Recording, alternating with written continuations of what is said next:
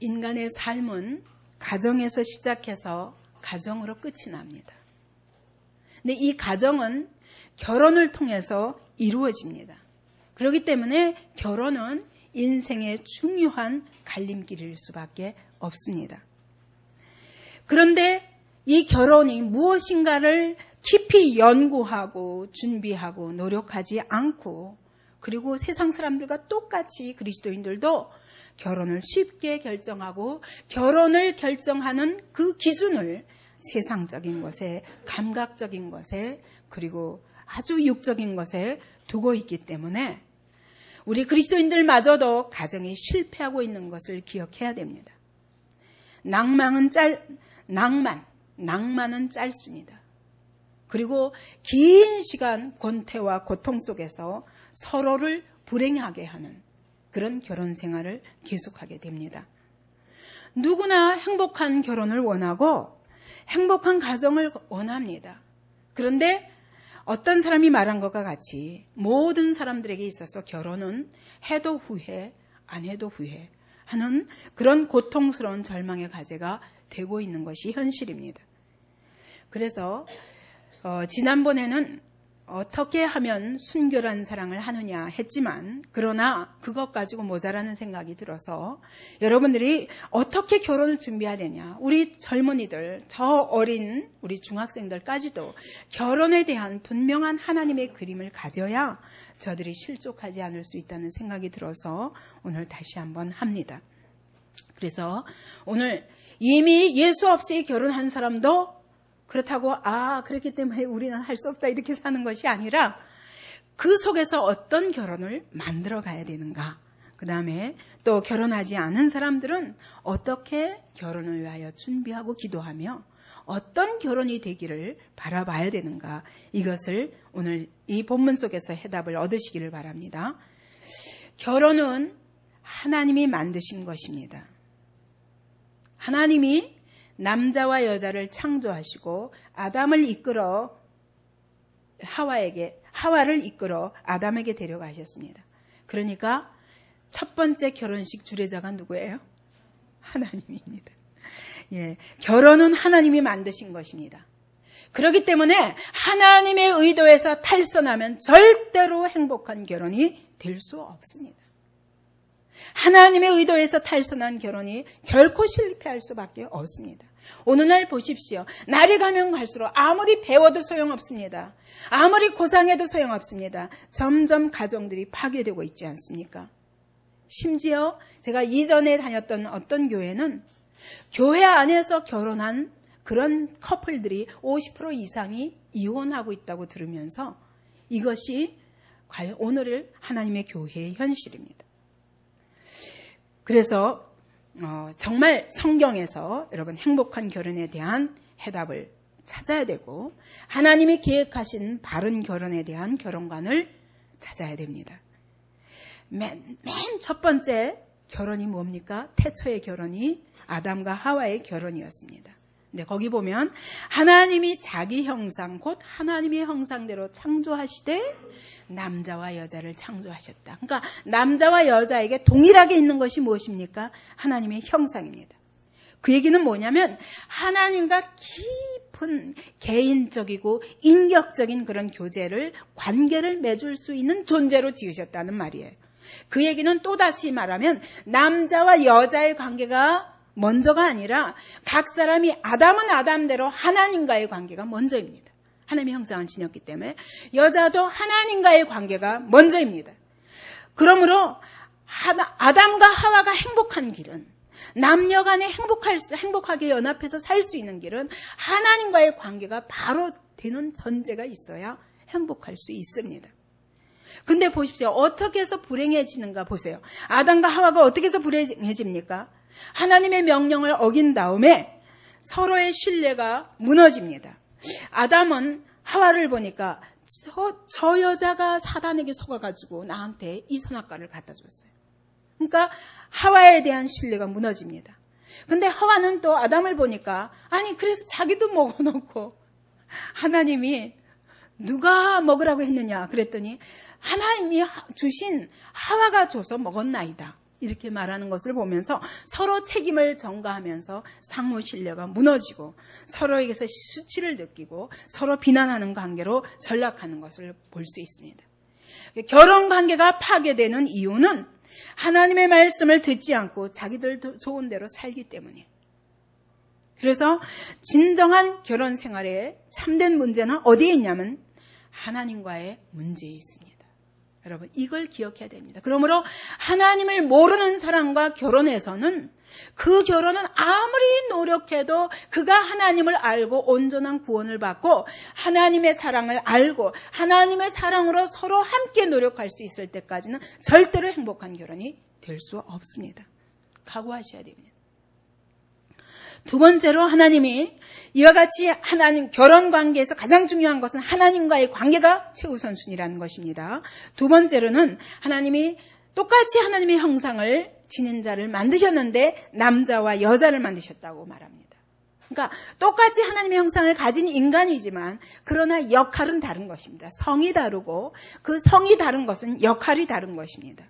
그럼에도 불구하고 그들이 하나님께서 하와를 아담에게 끌어오셨을 때 그들은 한 몸이 되었다고 말합니다. 왜냐하면 보니까 이는 내 뼈 중에 뼈요 살 중에 살이로다 이렇게 고백한 것입니다. 완전한 한 몸을 이루었습니다. 이것이 결혼의 목표입니다. 결혼의 특징은 한 몸을 이룬다는 것입니다. 둘이 한 몸을 이룬다는 것은 육적 결합 정도가 아니에요.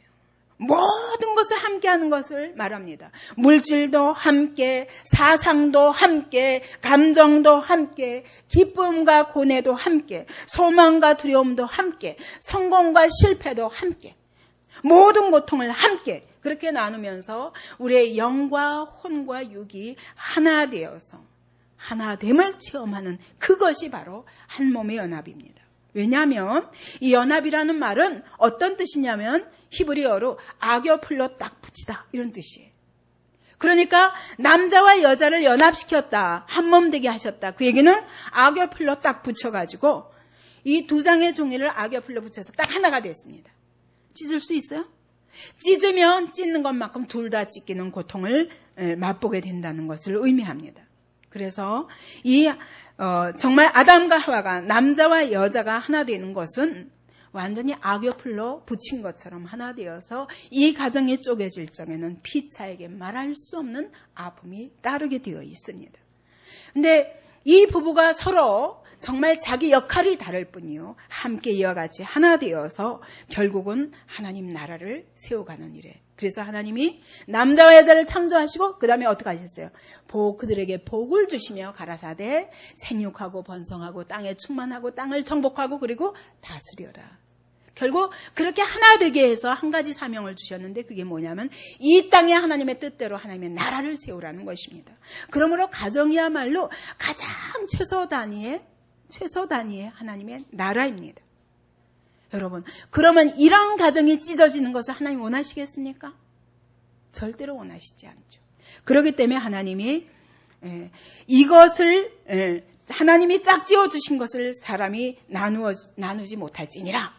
찢으면 둘 다 말할 수 없는 고통이 있을 뿐만 아니라 이것을 찢는 것 같은 간음이나 이것을 하나님은 어디까지나 남자와 여자를 합하게 하셨지 남자와 남자를 여자와 여자를 합하게 하지는 않았기 때문에 동성애 같은 것들은 하나님께서 쳐 죽일지니라 그렇게 강하게 말씀하시는 거예요.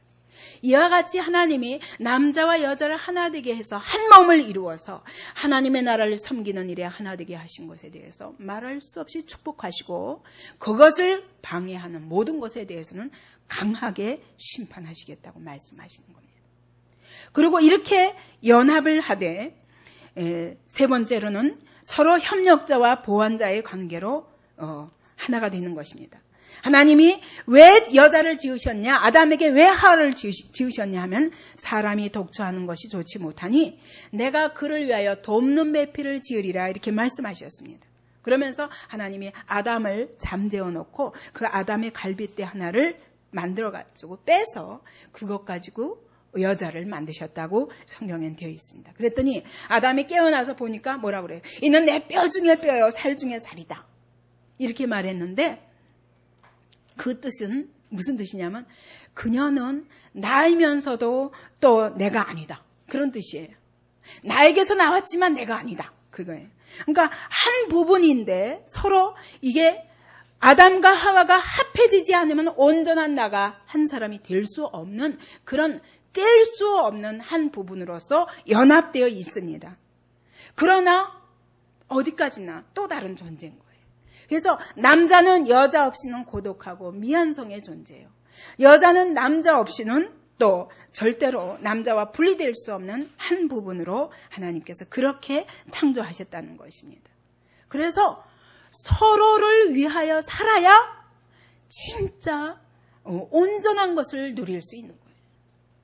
서로를 위해서 서로를 행복하게 하는 때만, 그럴 때만 온전한 하나됨을 누리면서 하나님 우리에게 주신 복을 온전히 누릴 수 있는 것입니다.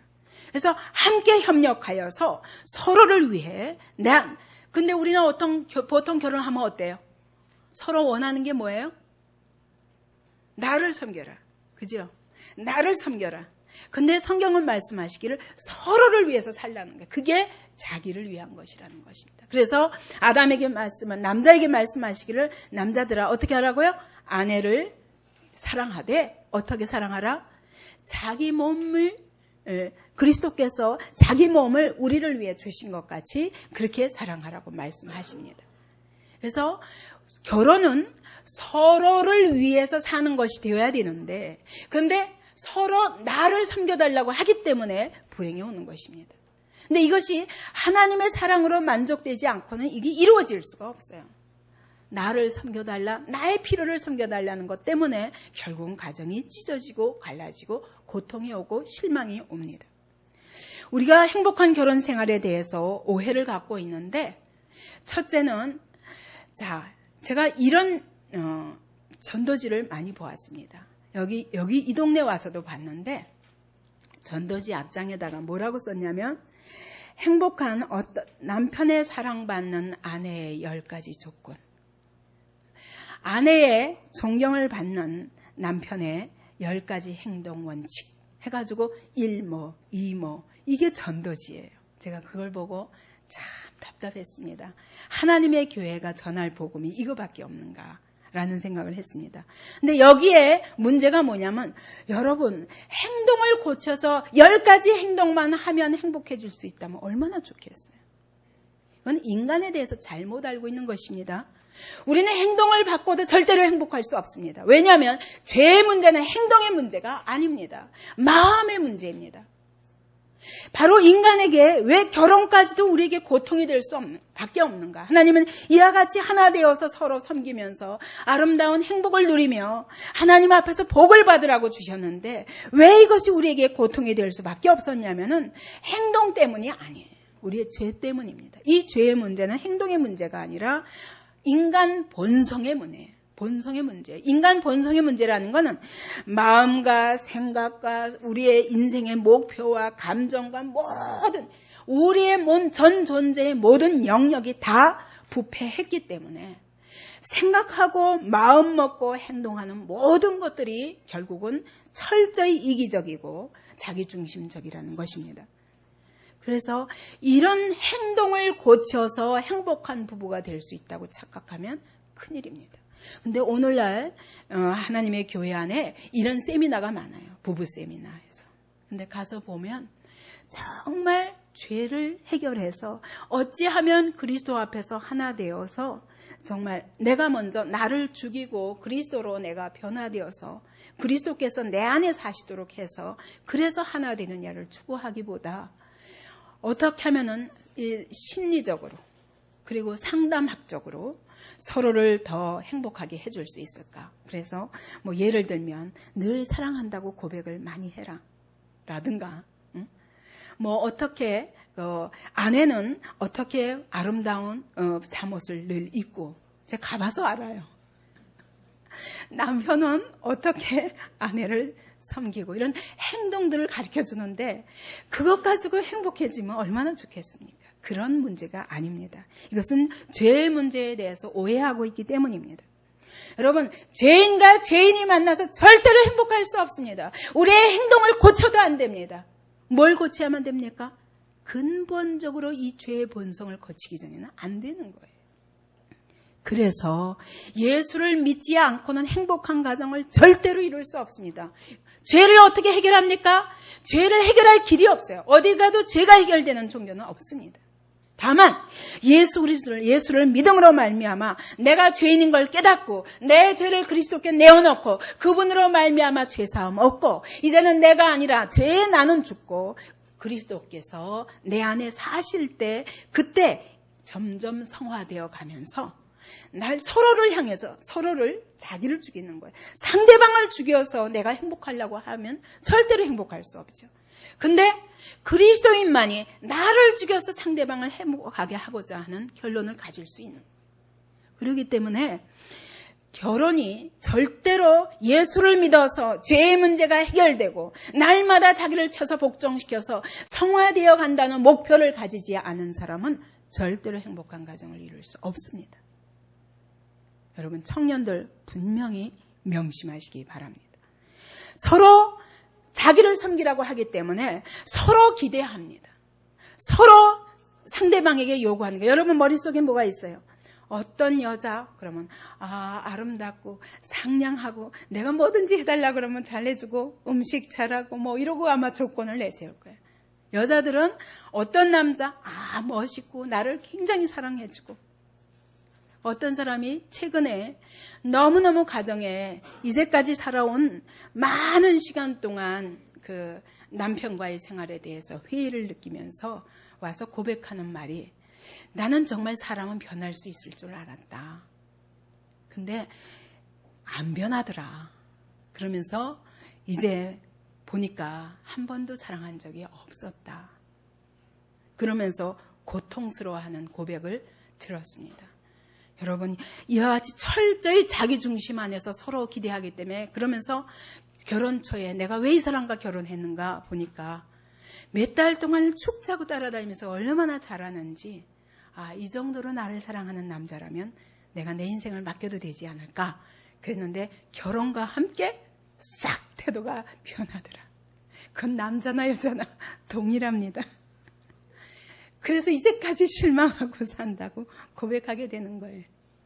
여러분 죄의 문제가 해결되고 나는 죄인이고 이 죄 때문에 고통스럽다는 걸 시인하고 그래서 이 죄를 가지고 그리스도 앞에 나가서 상대방을 고쳐서 내가 행복하려고 하는 것이 아니라 나를 그리스도 앞에서 고쳐서 정말 그리스도의 사랑을 내가 받고 그 사랑에서 만족하며 그것을 힘입어서 다른 사람을 사랑하고자 할 때만 우리가 정말 결혼 문제가 해결되는 것이지 그것 없이 자기중심적인 서로의 가치관을 가지고는 절대로 이 죄가 두 사람의 관계를 날이면 날마다 실망케 하고 상처를 주고 끝내는 서로 미움에 사로잡혀서 나중에는 이렇게 늙어가면 나중에 어떻게 되는 줄 아세요?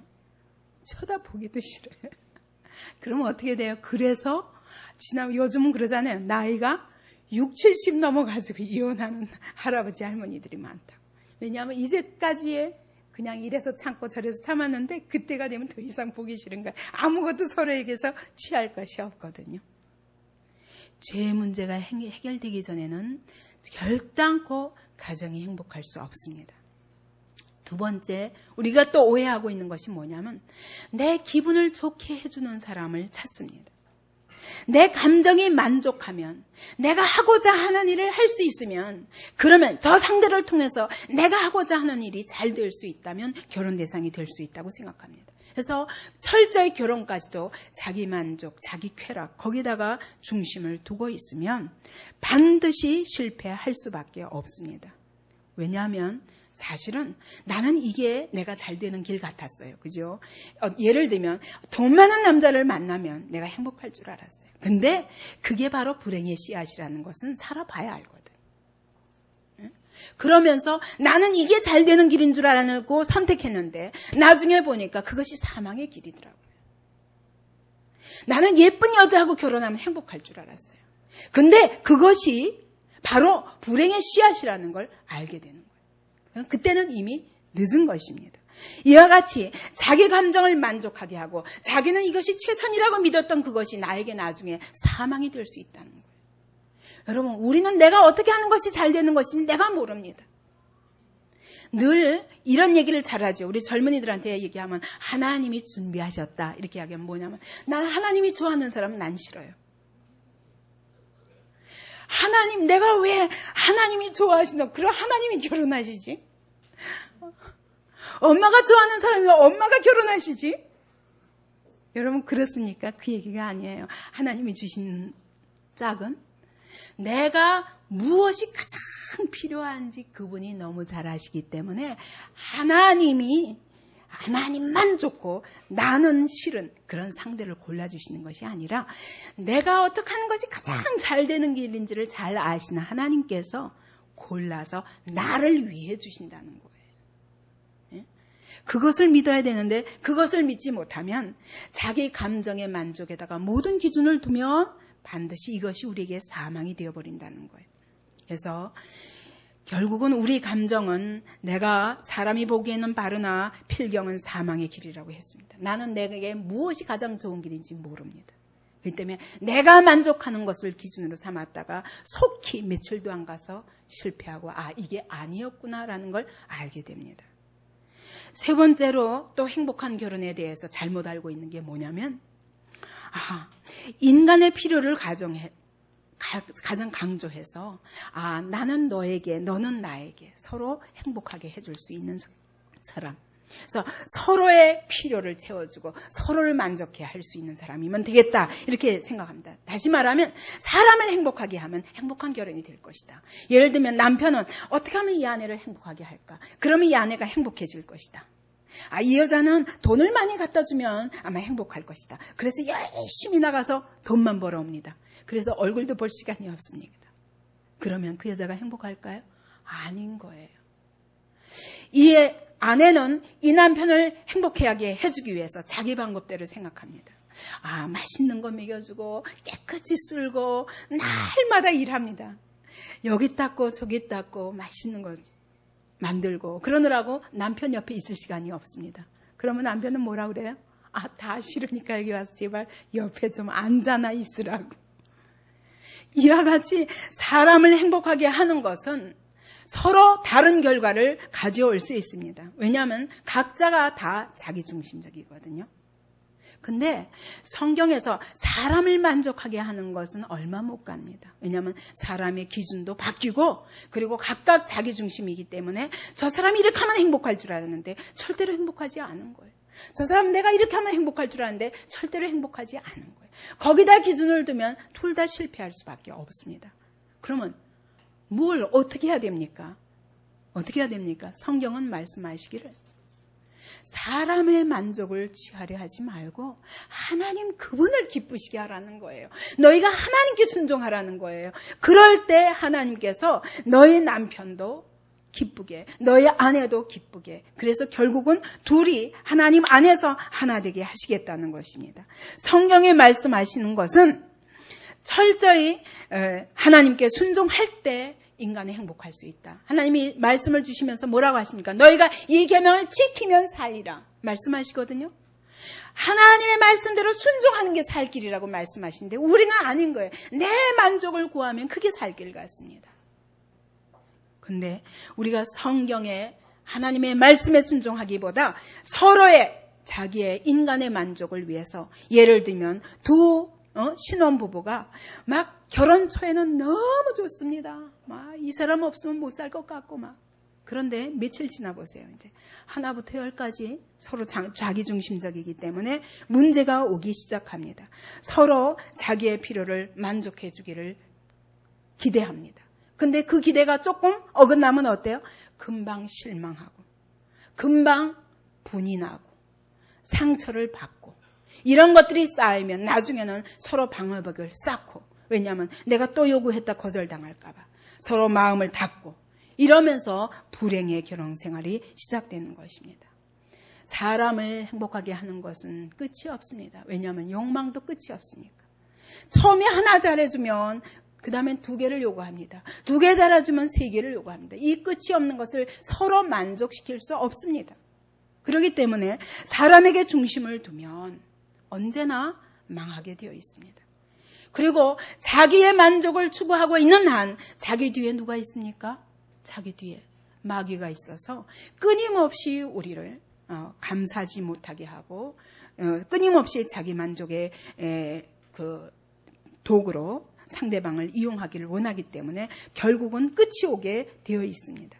그러나 하나님을 기쁘시게 하는 것, 하나님께 순종하는 것, 그것이 바로 우리의 살 길이라고 성경은 말씀하십니다. 그러므로 여러분, 정말 하나님을 모르고 하나님의 말씀에 순종하는 것이 뭔지를 모르는 그런 아내나 그런 남편을 만났을 때 여러분, 어떻게 무엇으로 하나 되게 할 수 있습니까? 길이 없는 것입니다.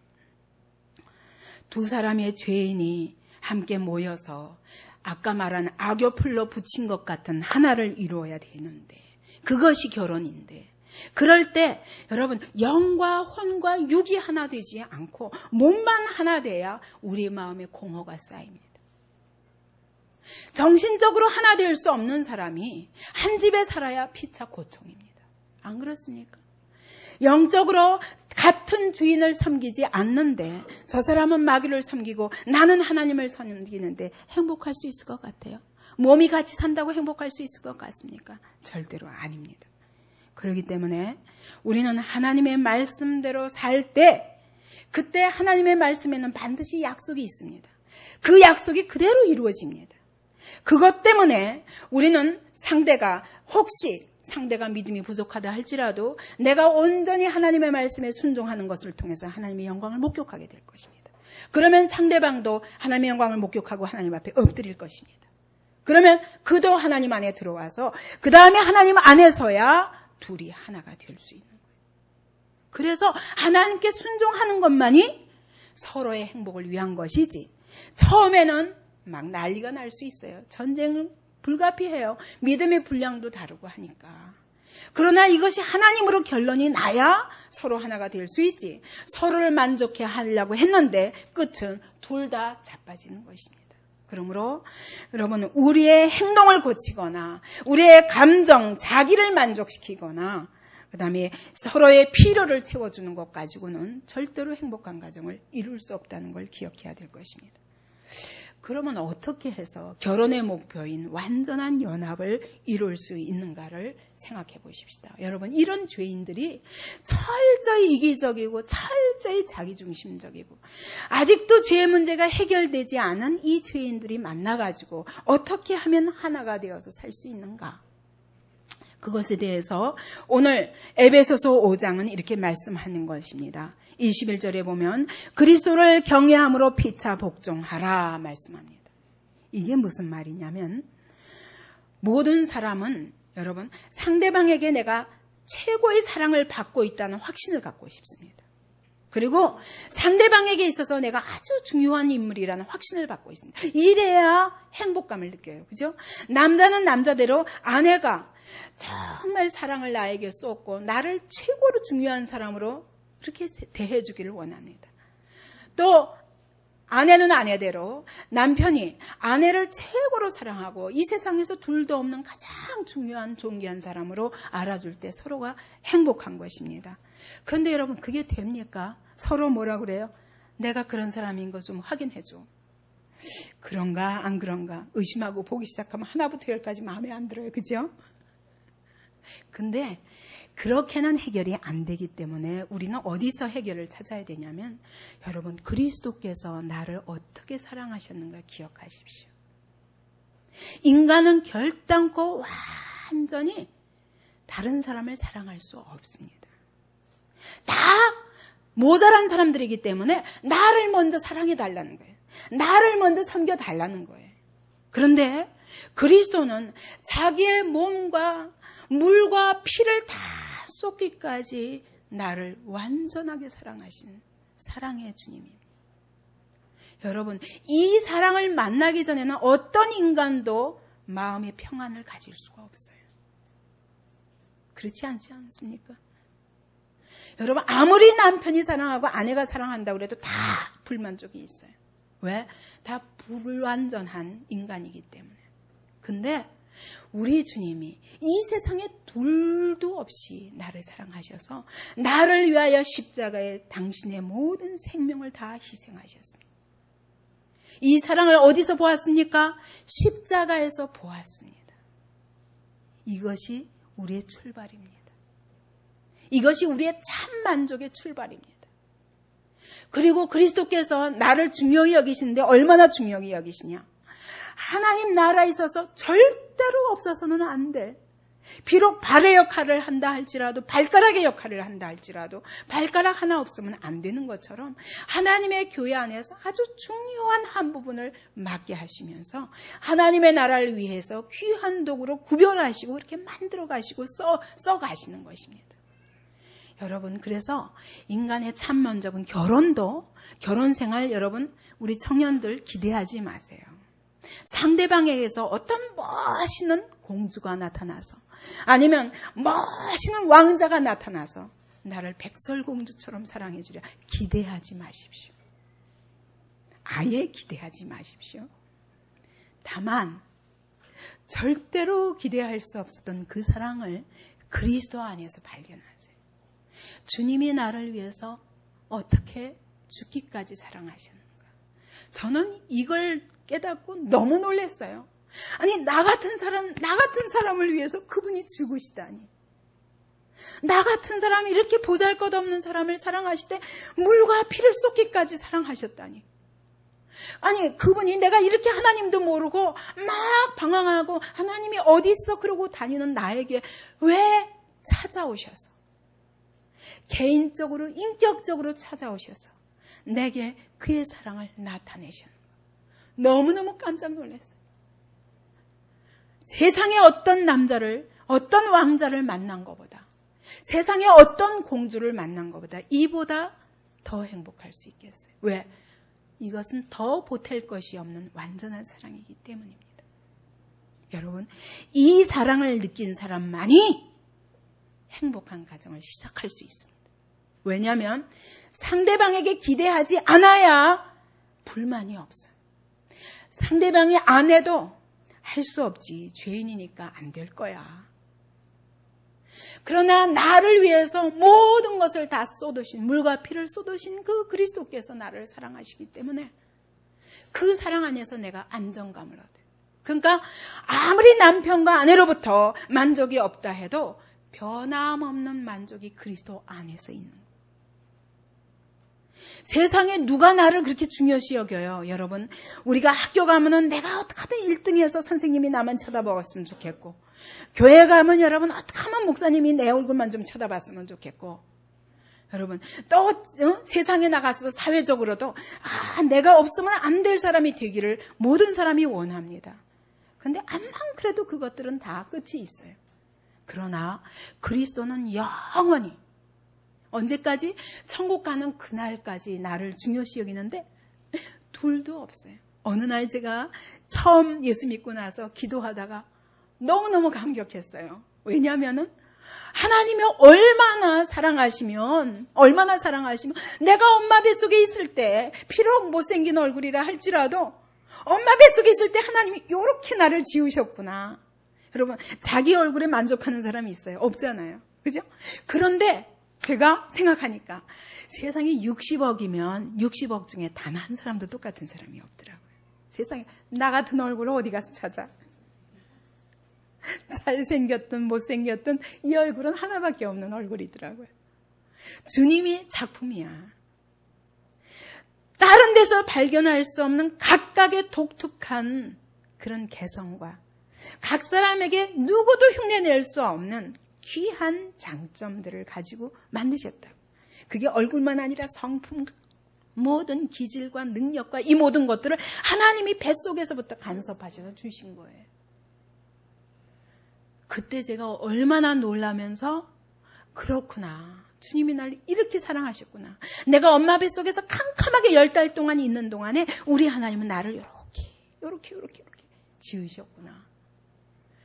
그때서야 비로소 자기를 완전히 사랑하게 되었어요.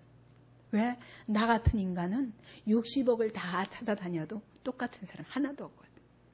그러면 하나님께서 나만을 향해서 나만을 향해서 그분이 놀라운 계획을 가지고 있구나.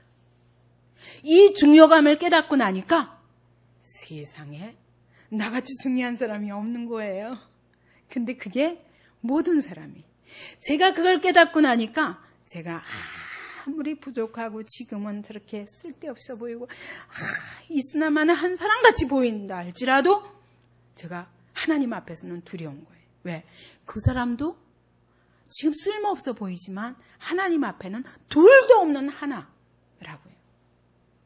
그래서 한 사람 한 사람을 귀하게 사랑할 수밖에 없는 거예요. 왜? 하나님이 어떻게 사랑하사 그를 위하여 십자가에 못 박혀 죽으셨는데, 그분이 그를 얼마나 귀중하게 여기시는데, 그래서 한 영혼을 천하보다 더 귀히 여기신다고 했어요. 우리 한 사람 한 사람을 향한 하나님의 사랑이 그와 같다는 걸 깨닫고 나니까 너무 행복한 거예요. 그렇지 않습니까? 행복한 거예요. 이것을 깨닫기 전에는 우리에게는 참된 만족이 있을 수가 없습니다. 왜 사람들이 다 자기중심적이 되냐면 이게 사랑에 만족하지 못해서 누군가 나를 채워줬으면 하는 기대를 갖고 있는 거예요. 그리고 내가 뭔가 중요한 사람이 되고 싶은데 나의 가치를 확인하고 싶은데 나의 가치를 좀 확인해 줄 사람을 필요로 하기 때문에 자기중심적이고 그리고 이기적이고 자존심이 강하게 되는 거예요. 근데 그건 그렇게 해서 해결되는 게 아니라 그리스도를 만나야 이게 이루어진다고요. 내가 어떠한 사랑을 받은 자인가, 내가 어떻게 주님 앞에 하나님 나라의 중요한 사람인가를 깨닫게 됩니다. 이걸 알고 나면 여러분, 부모가 이렇게 형제가 둘이 있는데 자, 여기서 둘이 싸우고 있습니다. 근데 한 형제한테 가서 형한테 가서 지어줘. 엄마가 뭐 줄게. 그러면 어때요? 갑자기 막 싸우다가도 얼굴을 싹 바꾸고 그래 너 가져. 왜? 난 엄마의 사랑이 있으니까. 그것처럼 여러분, 사람이 아무리 불만족해서 나를 섬겨달라, 나 좀 채워달라, 나 먼저 내 필요를 채워달라, 너는 왜 나를 귀하게 안 여기냐, 왜 너는 나를 사랑하지 않느냐 이러고 원망하다가도 하나님이 얘야, 내가 너를 얼마나 사랑하는지 이 땅에 둘도 없이 사랑한단다. 이 땅에 둘도 없이 너는 나한테 중요한 사람이란다. 그럴 때 어때요? 괜찮아. 그러면 그 다음에 다른 사람에 대해서 내가 베풀어 줄 수 있는 사랑이 생긴다. 왜? 그분으로부터 이 사랑을 받기 때문에. 그래서 한 사람이 온전하여지려면, 온전한 결혼 생활을 시작하려면 그리스도와 이와 같이 연합된 사람이라야 온전한 결혼 생활을 시작할 수 있어요. 내가 하나님의 사랑 때문에, 그리스도의 사랑 때문에 남편의 사랑, 아내의 사랑이 없어도 넉넉히 만족할 수 있는 사람이라야 아직 모자라는 남편에게, 아직 모자라는 아내에게 나누어 줄 사랑이 있는 것입니다. 그러니까 내가 이 만족을 채우고 나면 상대방의 필요가 보이는 거예요. 뭐가 부족한가? 왜 저렇게 화가 났을까? 뭘 채워줄까? 어떻게 섬겨줄까? 이 여유가 생기는 거예요. 근데 내가 그 사랑을 못 느끼는데 어떻게 내가 상대방에게 할 수 있어? 못해요. 여러분, 내가 그리스도의 사랑을 확신한 사람이 아니면 절대로 남편을 사랑하고 존경하지 못합니다. 내가 그리스도의 사랑을 확신한 사람이 아니면 아내를 그냥 무조건 다 용납하지 못합니다. 절대로. 그렇기 때문에 여러분, 행복한 가정의 시작은 누군가 한 사람을 완전히 거듭나서 하나님의 사랑 안에 거해야 됩니다.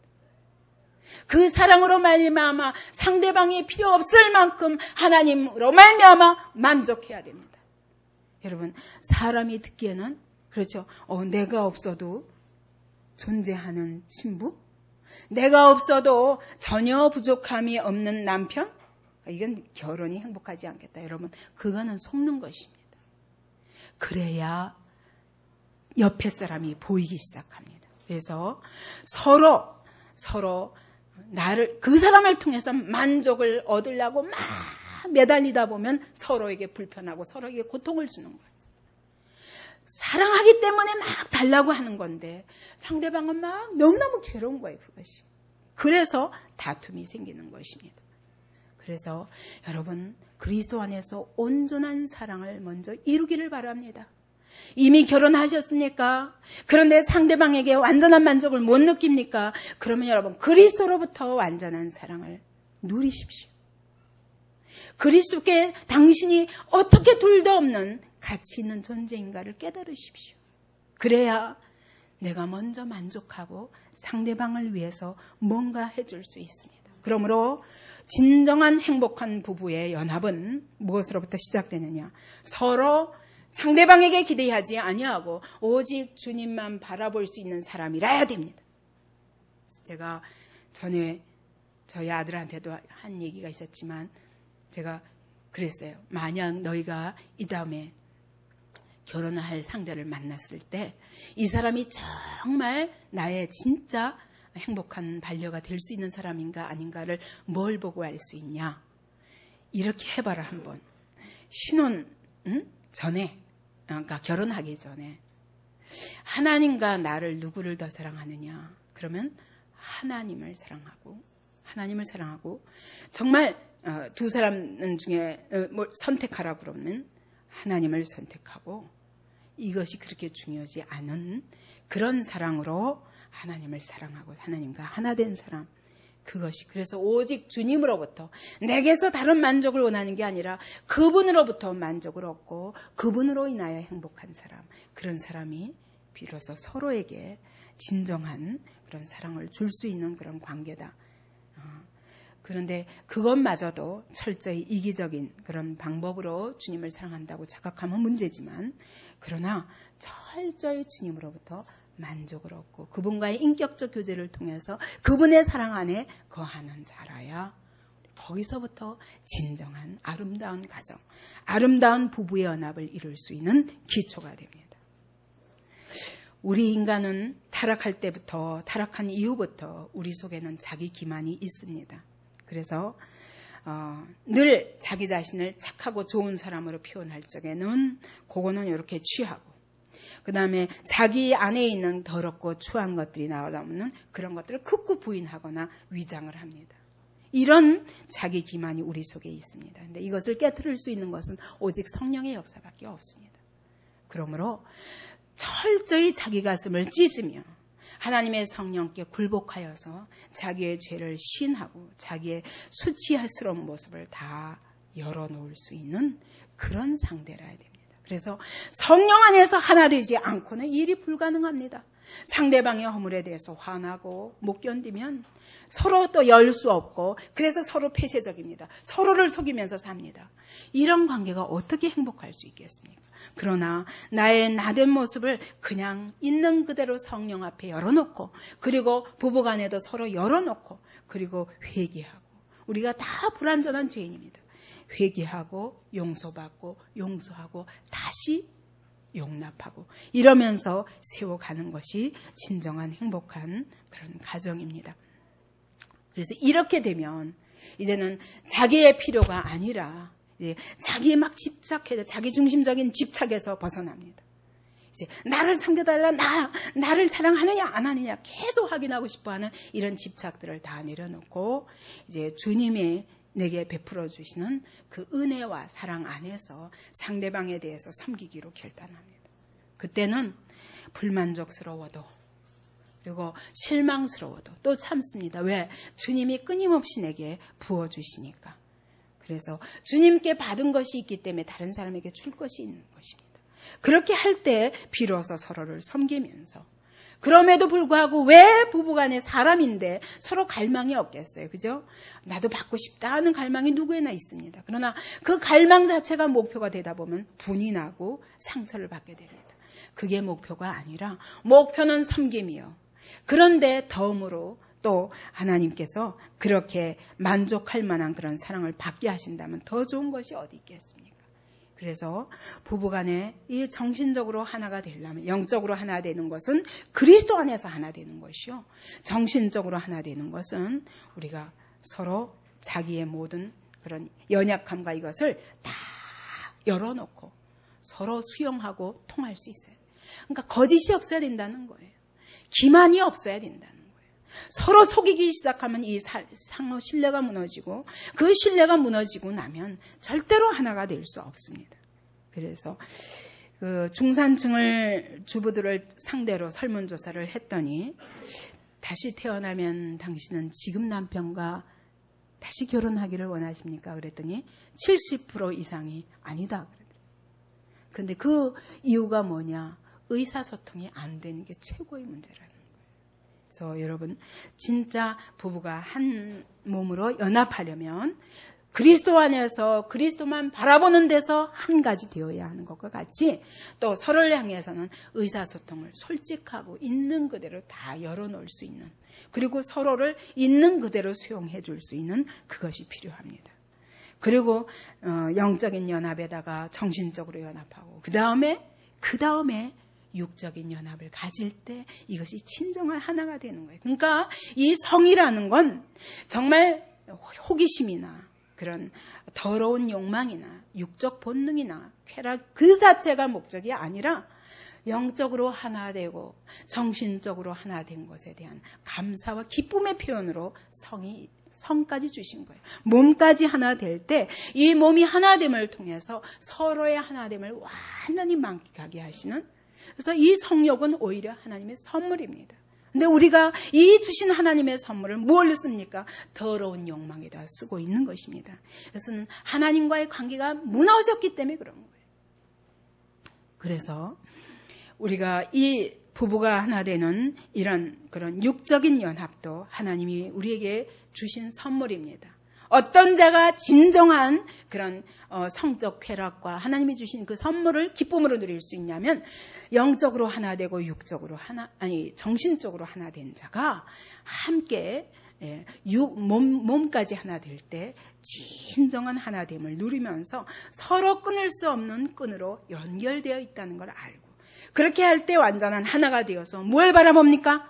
하나님의 나라, 생육하고 번성하고 땅에 충만하고 땅을 다스리는 자리까지.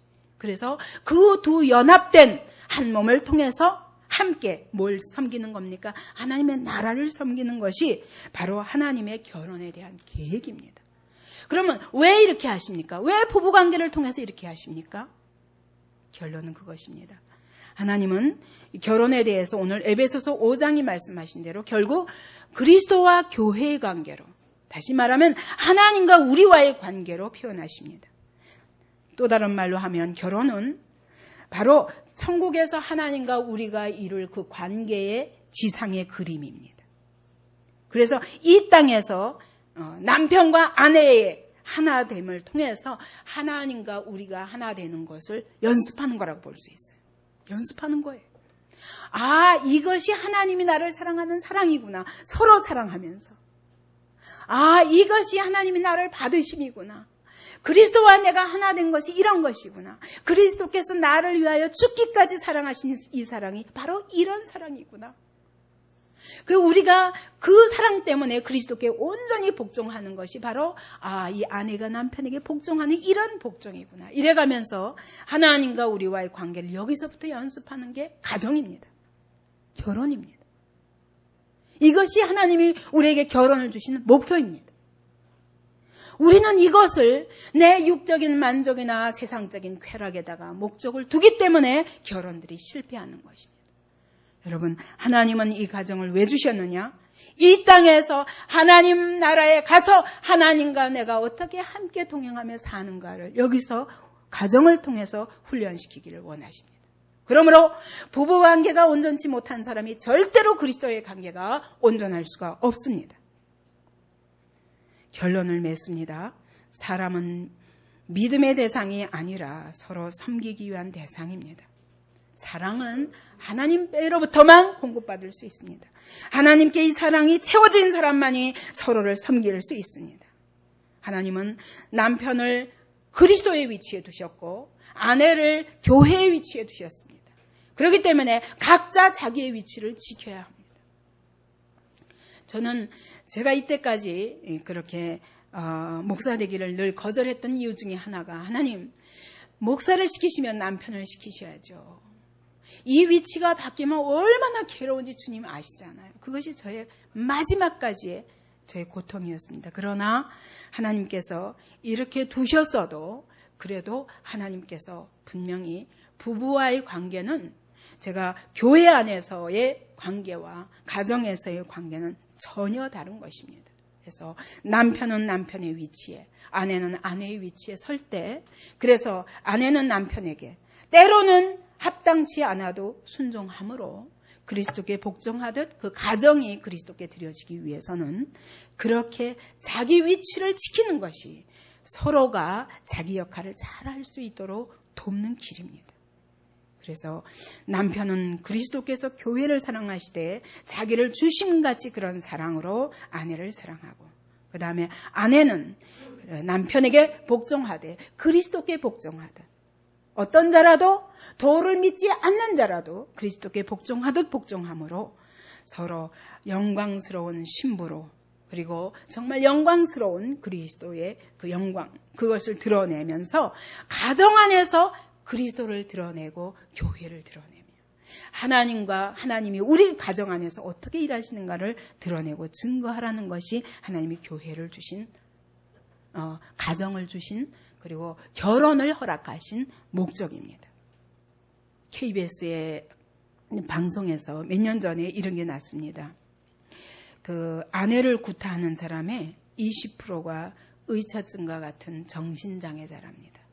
그리고 아내를 구타하는 사람의 80%가 교정될 수 없는 인격장애자랍니다. 그런데 바로 이런 남자들이 어디서 나왔냐? 그 모든 이런 아내를 구타하는 사람의 4분의 3가량이 폭력 가정에서 나왔다고 합니다. 다시 말하면 우리의 부부 생활은 자녀의 인생에 있어서 굉장히 귀중한 영향을 미치게 됩니다. 오늘 우리 부부가 살아가는 모습은 바로 우리 자녀들의 삶의 양식을 그대로 재생산하게 됩니다. 본대로 자라게 되어 있는 거예요. 그래서 정말 부부가 서로 함께 그리스도 안에서 이와 같은 노력을 하여 연합을 이루면서 하나님께 헌신되는 아름다운 모습을 이루어갈 때 우리의 자녀들이 똑같이 보고 똑같이 부부가 또 하나 되어 하나님의 나라를 섬기는 하나님의 사람들로 자라갈 것입니다.